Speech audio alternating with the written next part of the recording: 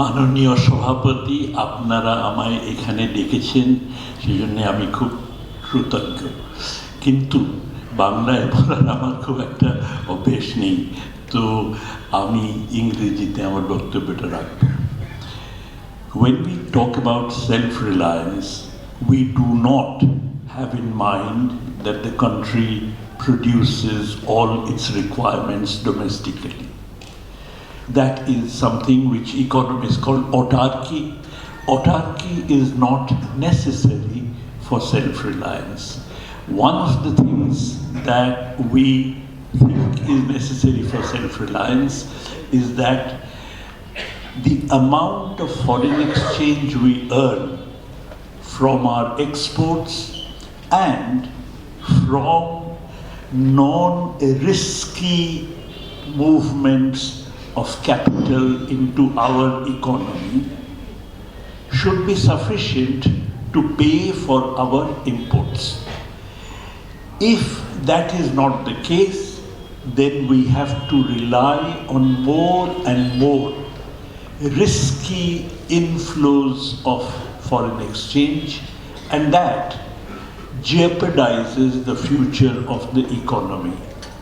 As a matter of fact, the more optimistic one is about the foreign exchange inflow, its magnitude to cover the imports, the less one emphasizes self-reliance. Because obviously if you can get hold of everything you require, then you don't need to produce all of it. As a matter of fact, Professor Mahalanobis, when he prepared the second 5-year plan, made the assumption that our foreign exchange inflow was zero. That's an extreme assumption, but in order to highlight the necessity for self-reliance, he made the assumption that our foreign exchange inflow was zero. If your foreign exchange inflow is zero, then you have to build up your own capacities so that over a period of time, then you start producing whatever you require, which is why his emphasis was on building capital goods. Later on, the Mahalanobis model, that assumption was relaxed, and you had other models, like for instance, Professor Amartya Sen and K.N. Raj produced a model in which they argued the Mahalanobis strategy, but on the basis not of zero, but of stagnant export earnings. Therefore, the essential component of self-reliance we have to talk about, first of all, is self-reliance in foreign exchange. Now, this can be a very tricky thing. You may be able to meet your foreign exchange requirements, but if you are meeting the foreign exchange requirements through the inflow of finance that can leave at any moment, through the inflow of highly volatile finance capital, in that case you can go from being a moderately developed country to being a basket case in no time. This is something which we find happening around us. It has happened to Sri Lanka, it has happened to Pakistan, it is about to happen to Bangladesh, and therefore in the current period of world capitalist crisis, when exports are declining, suddenly you find that earlier you could manage your balance of payments, and suddenly you're not in a position to manage your balance of payments because finance has the habit of ditching you precisely when you need it the most. When you don't need it much, when your economy is in a good condition, the finance comes in vast quantities. On the other hand, precisely when you need it the most, finance does not come in. And that's because of the calculation of private interests. When your economy needs foreign exchange the most, then finance worries, that is globalized finance capital, worries that you may be getting into a situation where your exchange rate is going to depreciate, and if your exchange rate depreciates, in that case, you you cease to be an attractive destination, because then you bring in your money, but the money you have located here would be having a depreciated exchange rate, depreciated value in terms of hard currencies. So finance has the habit of ditching you when you need it the most, and that is why it is very important that one very crucial component of self-reliance must be self-reliance in foreign exchange, self-reliance in ensuring that your requirements of imports are actually met through the availability of foreign exchange through your exports and through safe, cheap, non-risky capital inflows. Now, countries like China have always had an export surplus, and therefore they are the ones who are really on a very firm footing. But India is a country that has invariably have had an import surplus. This import surplus earlier used to be financed through foreign aid and such like things, which really did not create much problems. They were very cheap and they were long term. But on the other hand, now, increasingly, in the period of globalization, when we have the removal of restrictions on movements of goods and services, our import bill has gone up because of the fact that suddenly a whole lot of goods which we protected our economy against, we no longer can. Those goods have started appearing. Our trade deficit and current account deficit has widened, and this has been met through the inflows of finance. And any moment when the finance leaves the country, we would be reduced to a basket case. So that is the first notion of self-reliance. Self-reliance must entail that we are self-reliant in terms of our use of foreign exchange. But even a country which is reasonably self-reliant in the use of foreign exchange may nonetheless find that, look, there are key commodities. They're crucial commodities. You have the foreign exchange to buy those commodities, but on the other hand, those commodities, the advanced countries may not be willing to sell you at that right moment. Or alternatively, if the news gets around that India is going to buy these commodities, then the prices of those commodities go up drastically in the international markets. One such is food. And obviously, because of the fact that food occupies a very central position, it is not enough to have self-reliance in foreign exchange. You must also have self-reliance in food. Because a country like India, if suddenly it is the case that you are not able to access sufficient food, you may have plenty of foreign exchange, but if you are not able to access sufficient food, in that case you would have a famine-like situation here. So the second aspect of self-reliance is food self-reliance. The third aspect, which has been talked about quite a bit here already, is that whatever we produce on the basis of a certain technology. We must be able to master that technology in order to ensure that that production is not threatened. If we produce on the basis of borrowed technology, then we run the risk of our production suddenly drying up if technology is not relinquished for a year, or if technology is not actually given to us. And that is the argument for the transfer of technology. And what is more, there are many sectors, obviously healthcare is an obvious sector, in which it becomes very important for our local knowledge, for our local expertise, not just to appropriate the existing technologies, but also to innovate newer technologies.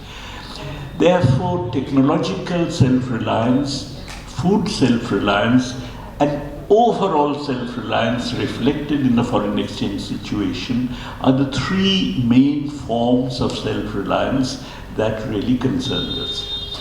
Now, in all these three respects, the period of neoliberalism has seen a setback to the move towards self-reliance.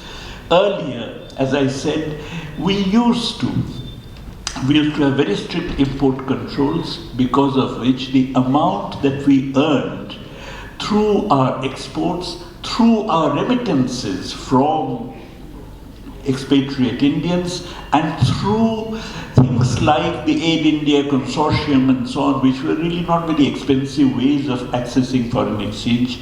They entailed very low interest rates, and they were kind of, with very long terms of payment and so on.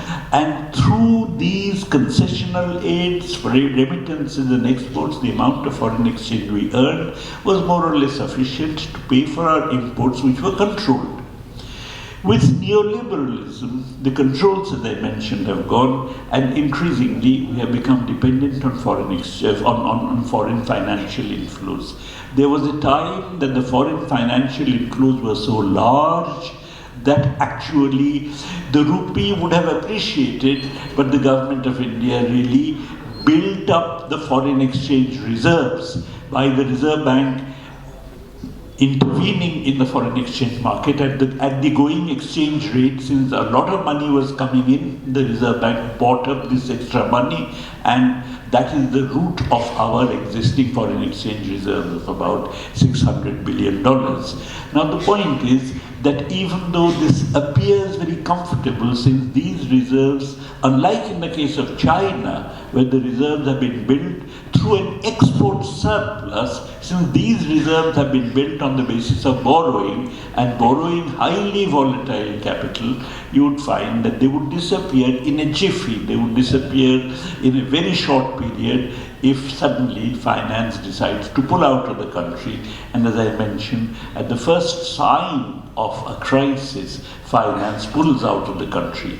And of course, since neoliberal capitalism has now reached a period when growth rate in the world economy has come down, even conservative American economists are talking about capitalism having entered a period of secular stagnation, because of which our exports themselves, our export growth has come down.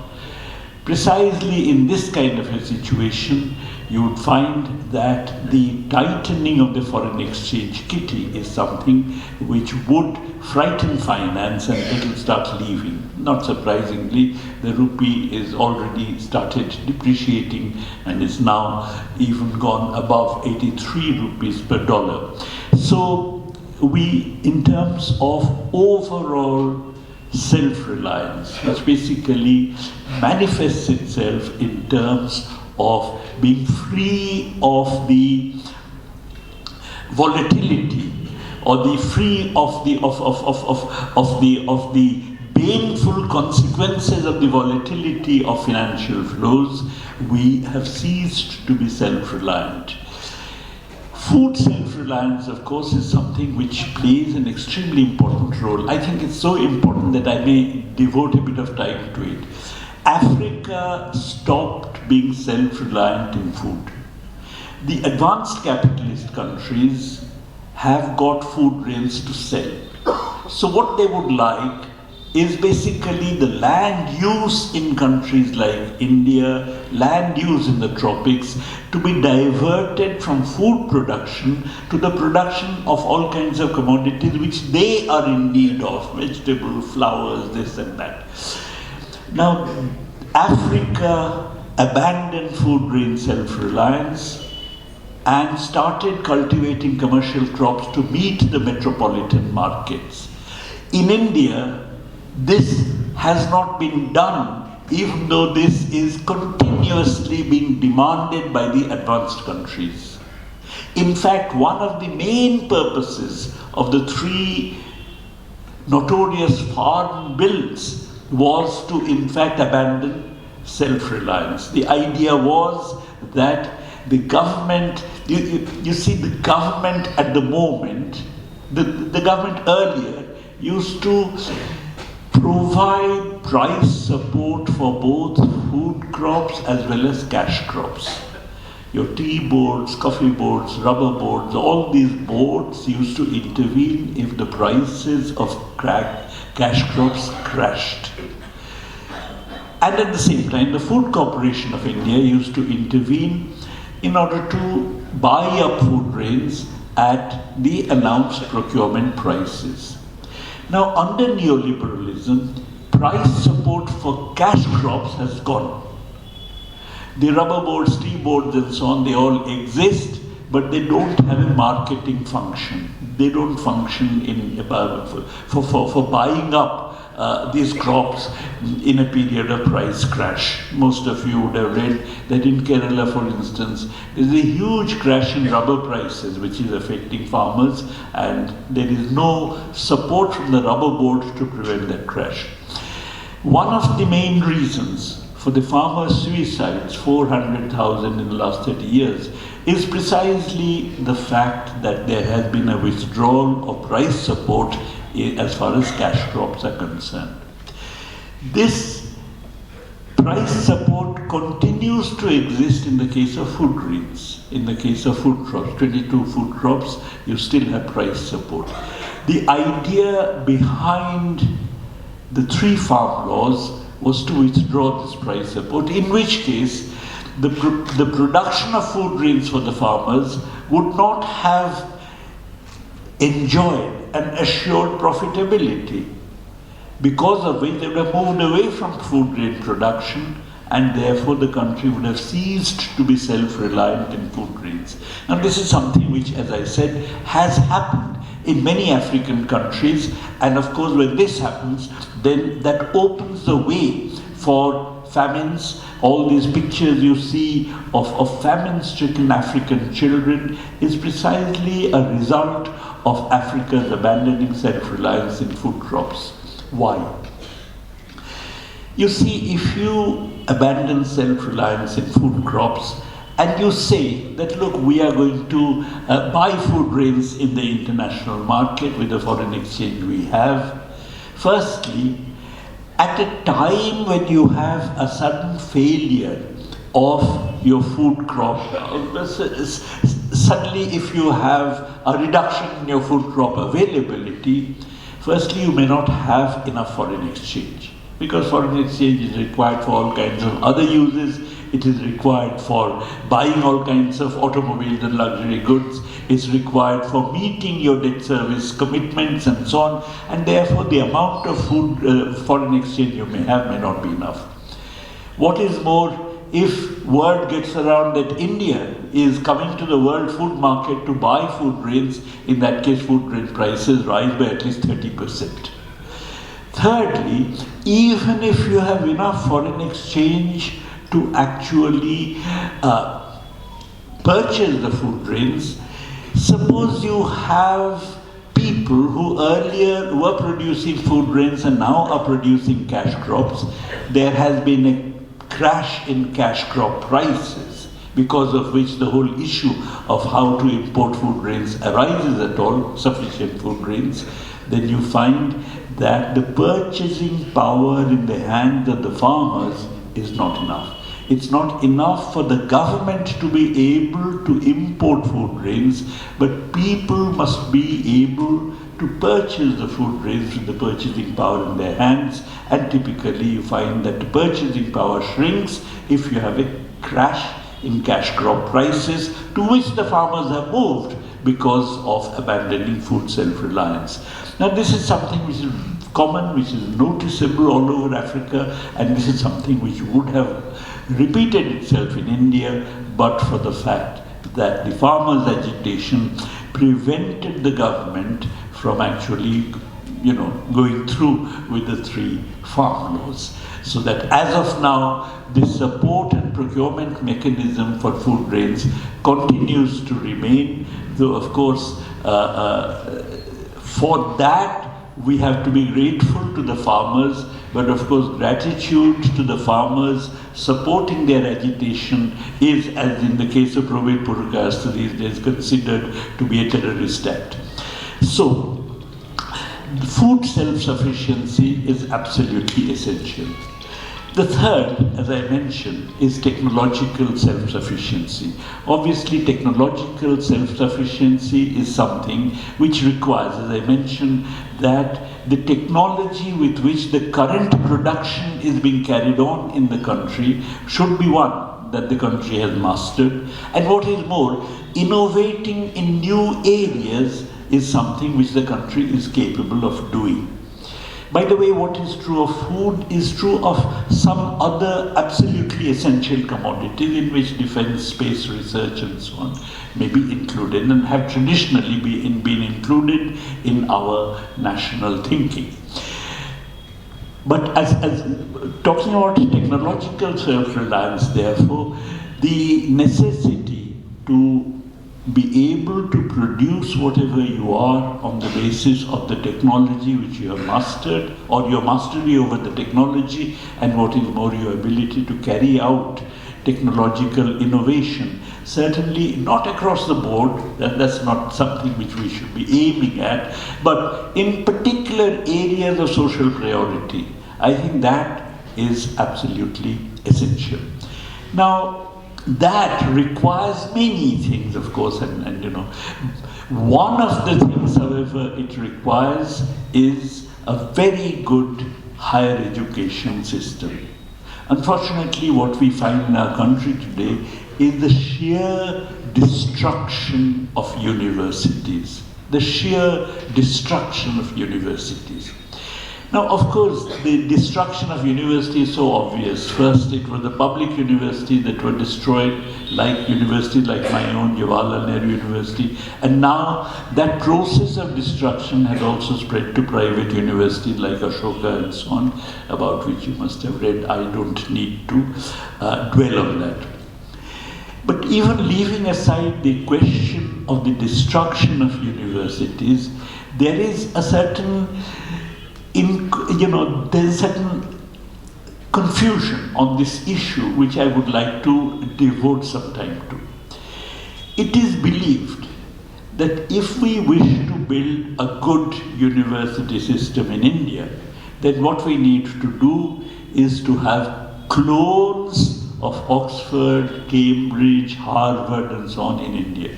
That fundamentally you invite these universities to set up their offshoots in India, and if that is the case, then of course your university system would actually become first rate. It will become like Harvard and so on. Now that's a completely false argument. It's a completely false argument for the following reason. Let me take first my own subject. Economics is a subject in which we do a lot of development economics. Now, an Indian student who is doing development economics must know about the colonial experience that India had. And to know that colonial experience, the Indian student must have heard of Ramesh Dutt, must have heard of Dadabhai Naoroji and the pioneers who actually analyzed that colonial experience. Therefore, an Indian student must be exposed to the ideas of Ramesh Dutt, Dadabhai Naoroji and so on. But in Harvard, when they teach development economics, they don't teach Ramesh Dutt or Dadabhai Naoroji. Therefore, to develop an institution here, which is a clone of the institutions that exist in the advanced countries, is really to cripple. It has to be different from the areas which are, for instance, emphasized in Harvard or Oxford or Cambridge. J.D. Bernal, the well-known British scientist, used to say that the science curriculum in India cannot be simply a clone, a repetition of the science curriculum that you have in British universities, because you have other problems, you have other socially pressing problems, and therefore your higher education system must address those problems. Now, if you don't do that, in that case, your higher education system is completely detached from your own society and then becomes attached to the higher education system internationally prevailing. When that happens, Firstly, because of the fact that most of the faculty thinks of themselves as teaching in a university which is a clone of Harvard, but which is not really Harvard. There is a desire to migrate as much as possible to the original. Therefore, you actually find an alienation of the best faculty, which is not really interested in staying on here, but is interested in going abroad. As far as the non-best faculty is concerned, it's not my judgment. Those who are considered within the system as not being best, they would suffer from an inferiority complex, and they would therefore be particularly alienated. So, at both ends, as it were, the good ones are frustrated because they want to migrate abroad. The supposedly not so good ones are frustrated because they are not even considered good enough. Therefore, this entire way in which our education system is being molded, quite apart from the Modi government's destruction of universities, what is happening now is just obscene. It is unbelievable. But quite apart from that, the general trend of education policy, which we have observed during the neoliberal period, even before Mr. Modi appeared on the horizon, is one which is based on a certain false assumption. And that being the case, the real objective then of having universities which are really clones of Harvard, Oxford, Cambridge and so on, is to ensure that as far as multinational capital is concerned, it actually gets a quality of its potential employees, which everywhere in the world are more or less the same. They have been exposed to the same ideas, they have been taught the same subjects. Therefore, the objective of education policy is not to produce what Antonio Gramsci had called the organic intellectuals of a free Indian people, but to produce organic intellectuals for the service of globalized capital, which is why what they can get from America, they can get in Singapore, then they can get in India as well. And that is the idea behind the standardization and the general propaganda, that this is the way to excellence. This is no way to excellence, this is a way of detaching our education system from those policies which globalized finance wants. The nation may swear by the idea of uplifting people from poverty. If you wish to uplift people from poverty, in that case you have to raise some resources by taxing the rich. Now, if you tax the rich, then globalized finance, because now this is globalized, it can quit your country any moment. Globalized finance and more generally globalized capital would simply leave your country. You'll have a capital flight if you impose a high rate or high enough rate of wealth tax in order to uplift people above the poverty line. Therefore, your social objective recedes to the background, and the primary concern of the government is to retain the confidence of the investors, which basically means to keep a bunch of globalized financial speculators happy so that they don't quit your country en masse. Now this, even if a left-wing government comes to power, unless the left-wing government can actually take the country out of this vortex of financial flows, would be constrained to do the same thing. This is not a moral point I'm making. This is in fact obvious. This is a straightforward analytical point. Look at what happened to Syriza in Greece. Syriza was a left-wing formation which came to power promising that, look, till now all these previous governments have been adopting measures of austerity and so on. We are not for all that. We are for the working people. And when Syriza came, because it did not take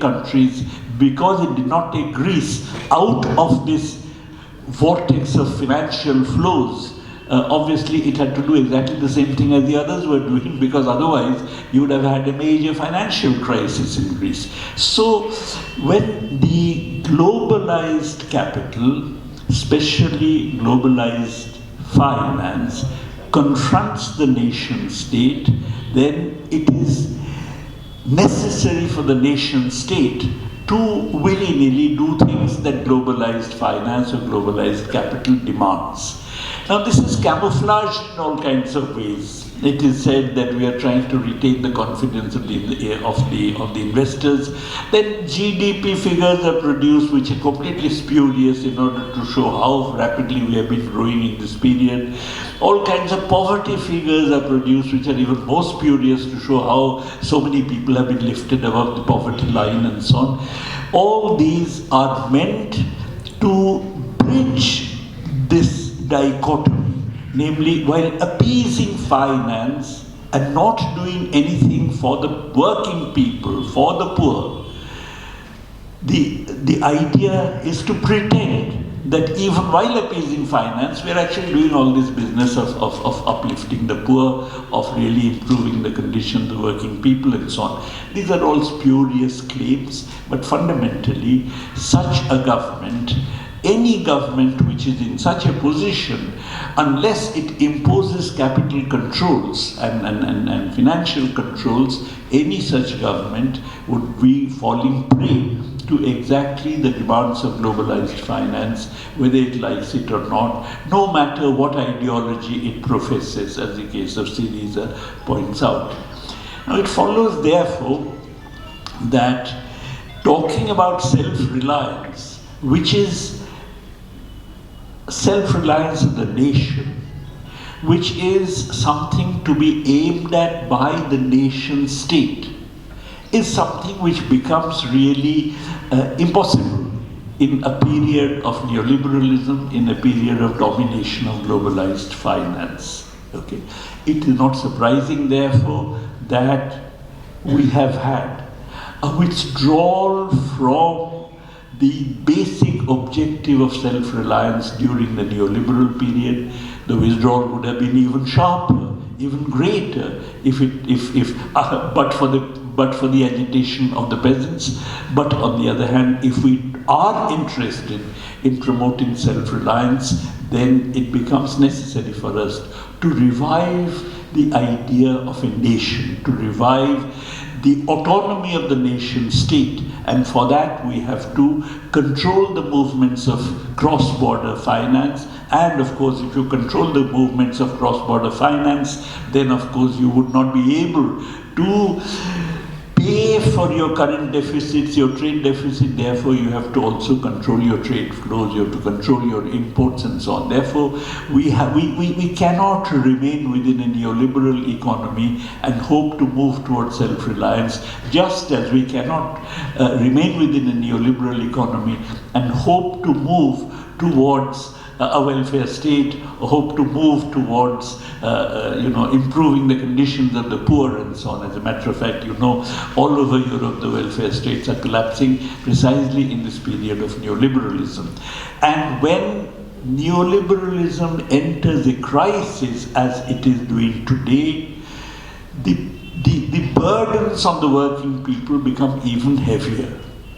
And that is when, for instance, you have not enough exports. Therefore, if you have to purchase imports, then you meet a much wider trade deficit, much wider current account deficit. In order to attract finance to cover this current account deficit, you have to make all kinds of concessions, one of which is to actually impose austerity. All these countries which have not been able to pay for their debts in our neighborhood are countries which are imposing austerity on the people. Imposition of austerity means that actually you have reduction in welfare expenditures, you have reduction in wage payment to the kind of government employees. In fact, you don't even have wage payment in many cases to government employees, and so on and so forth, all of which really entail a worsening in the conditions of the working people. Therefore, the country is now, I believe, on the cusp of an important decision. That decision is whether we should stick to the neoliberal regime and in the process increase infinitely greater, to an infinitely greater extent, the burdens on the people, or alternatively, whether we actually get out of the neoliberal regime, acquire the autonomy of the state, and in the process make efforts to introduce improvements, to introduce a welfare state and so on. The amount of resources we currently have are more than adequate to pay for a welfare state. I'll finish by simply quoting to you a certain calculation which I made, that basically if you have to guarantee 5 fundamental economic rights, like we have fundamental political rights, admittedly the Modi government is trampling them roughshod, but suppose we actually have 5 fundamental economic rights exactly on a par with the political rights that we have. Unfortunately, the Indian Constitution did not introduce fundamental economic rights. They put the economic parts of it into the directive principles of state policy. But suppose you have 5 fundamental economic rights, which are the right to food, which means everybody has access to food on the same terms as the BPL population now has, the right to employment, and if perchance employment is not provided, everybody must be provided with a wage which is statutorily fixed. I don't mean unemployment benefit, I mean a wage which is statutorily fixed, because the presupposition behind it is that if you are unemployed, it's the fault of society. It's not your fault that you're unemployed. Thirdly, a right to free, quality, publicly funded education, at least up to the higher secondary level, which is what I have calculated up to. A right to free, quality, publicly funded health care along the lines of a national health service, and a right to old age pension, a living old age pension, non-contributory, and disability benefits. By living old age pension, I mean 3,000 rupees per month. Now, if you have these 5 fundamental economic rights, in that case, the total resources required for instituting them, in addition to whatever is being spent on these heads at the moment, would be 10% of the GDP. To raise 10% of the GDP, you don't really need, or to spend 10% of the GDP, you don't really need to raise 10% of the GDP. Because if you raise a certain amount and spend it, some of it flows back to you as additional taxation anyway. So to be able to spend 10% of GDP, you need to raise 7% of GDP by my rough calculations. 7% of GDP can be raised in the form of additional resource mobilization by just imposing 2 taxes on the top 1% of the population. One is a 2% wealth tax, and the other is at the moment you impose a wealth tax, then people would start distributing their wealth among relatives and so on. Therefore, a 1/3 inheritance tax, that if I leave 100 rupees to my progeny, then 1/3 of it must go to the state, which are very mild taxation measures. By the way, during the American presidential elections, Bernie Sanders, Elizabeth Warren, 2 of the major contestants, they proposed wealth taxes much higher than what I am proposing. And what is more, they proposed it for a whole range of wealth holders, not just on the top 1%. And of course, in most advanced countries, you have inheritance taxes much higher than 1/3. Japan, for instance, is a 40% inheritance tax. So these are not heavy taxation measures, only on the top 1% of the population, and with that, we would be able to build a welfare state. What is really required is political will on the part of the government and on the part of the movement, and of course the left has to struggle for implementing such an agenda. Thank you.